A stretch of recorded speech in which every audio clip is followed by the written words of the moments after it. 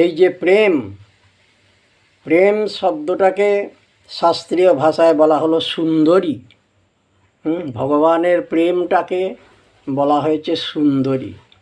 দেখুন শাস্ত্রেতে কি বলছে, বলছে পীরাভীর নবকাল কূট কটুতা গর্বস্ব নির্বাসন নিঃসন্দেন মুদাং সুধা মধুরিমা অহংকার সংকোচন প্রেমা সুন্দরী নন্দ নন্দন পর জাগর্তি যোস্বান্তরে জ্ঞায়ন্তে স্ফুটমস্য বক্র মধুরাস্তে নৈব বিক্রান্তয়।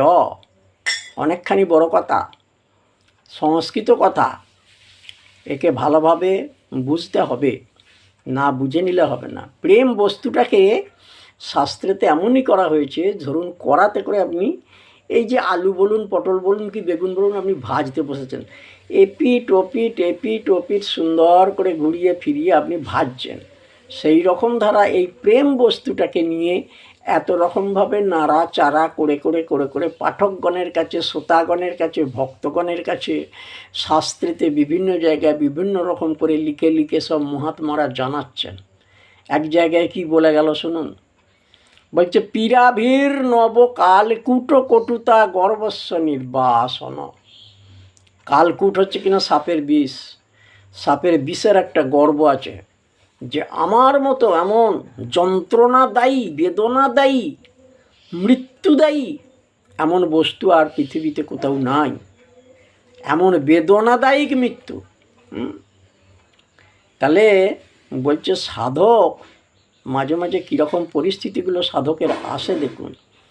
যখন সাধকের এমন পরিস্থিতি এসে গেছে, খুব দুঃখজনক পরিস্থিতি, তখন কি করে, বলছে পীরাভীর নবকালকূট কটুতা। এখানে শাস্ত্রেতে দেখুন কীরকম বিশেষণগুলো দিয়ে যাচ্ছে। নবকালকূট বলেছে, ওই যে যারা সাপের খেলা দেখাতে আসে, ওরা সাপের বিষ দাঁতটা ভেঙে দিয়ে নিয়ে আসে, সাপটাকে কামিয়ে নিয়ে আসে বলা হয়, কামানি করা হয়ে গেছে সাপটা।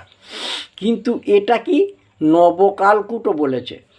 তাহলে বন থেকে ধরে আনা যে বিষধর সাপ, কেলে গোগরো, খয়ে গোগরো, এইসব গোগরো সাপ, বলছে সেই সাপের যে বিষের জ্বালাটা, বলছে তার এখন এত ভক্তের এমন দুঃখজনক পরিস্থিতি চলছে, সাপ কামড়ে দিলে হু করে ওরে পাবড়ি, ওরে পাবড়ি কী যন্ত্রণা রে, মরে গেল রে, এই যে জ্বালা যন্ত্রণাটা।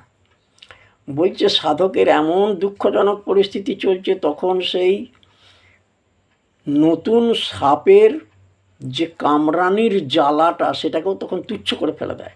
নির্বাসন